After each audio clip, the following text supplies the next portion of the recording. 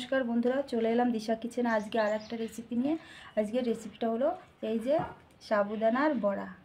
আশা করি তোমাদের অনেক ভালো লাগবে। কোনো মশলা আমি ব্যবহার করিনি। কেমন করে এই সাবুদানার এই বড়াটা দেখো বন্ধুরা, কতটা সুন্দর হয়েছে, একদম মুচমুচে। আওয়াজ হচ্ছে হয়তো বুঝতে পারছো, একদম মুচমুচে। এই অসাধারণ রেসিপিটা দেখতে হলে তো পুরো ভিডিওটা তোমরা দেখো। তো এবার চলো শুরু করি এই রেসিপিটা। এক বাটি সাবু ধুয়ে নেব 2-3 বার করে।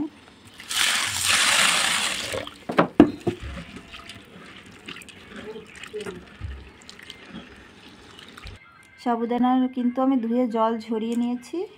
হাফ কাপ মতো জল দিয়ে ভিজিয়ে রেখে দেবো।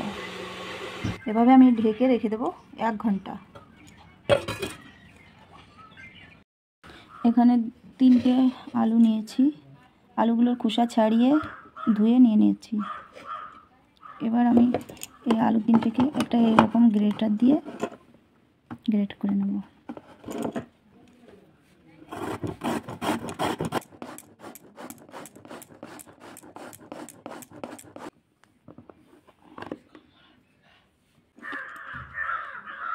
দেখো বন্ধুরা, 3টে আলুই গ্রেট করে আমি জলে ধুয়ে নিয়ে এসেছি।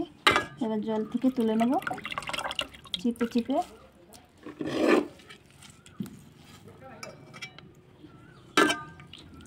ধুয়ে তুলে নিয়েছি।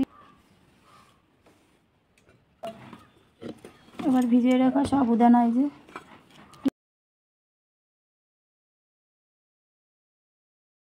এই সাবুর মধ্যে আলু গ্রেট করা,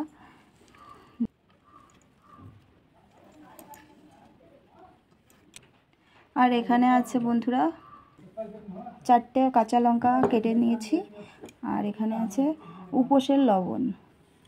তো আমি উপোসের লবণ আর লঙ্কা দিয়ে দেবো। আমি যেহেতু উপোস আছি, তো উপোস থেকে খাবো এটা, তো আমি আর কিছু এর মধ্যে অ্যাড করব না। আর তোমরা যদি কোনো মশলা ব্যবহার করতে চাও তো করতে পারো। এবার আমি এগুলোকে মাখবো। পাত্রটাই কিন্তু ছোট হয়ে গেছে, এই জন্য একটা বড় পাত্রে আমি এগুলোকে ঢেলে দেবো।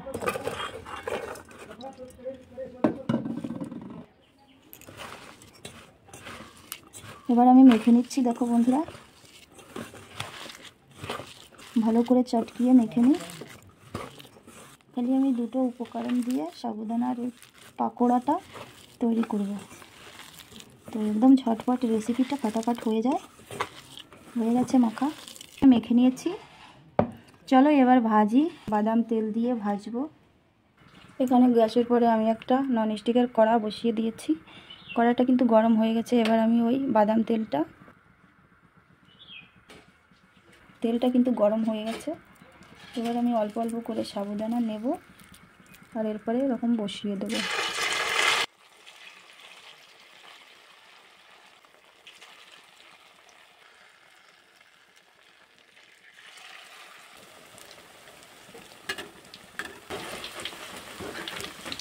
এবার পাকোড়াগুলো পাল্টিয়ে দেবো।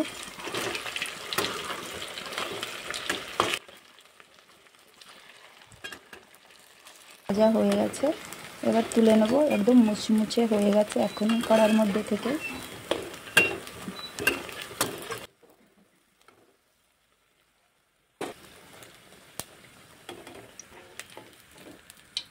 রেসিপিটা তোমাদের কেমন লেগেছে অবশ্যই কমেন্ট করে বলবে।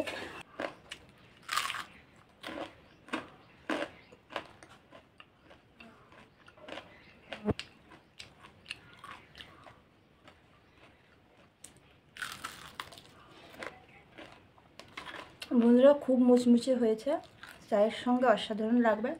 বিকালবেলার নাস্তায় বানিয়ে খেয়ে দেখো, অবশ্যই ভালো লাগবে। আর বেশি কিছু লাগবে না, ঘরে থাকা মতো লবণ আর লঙ্কা দিয়ে বানিয়ে নিও। তো বাই বাই।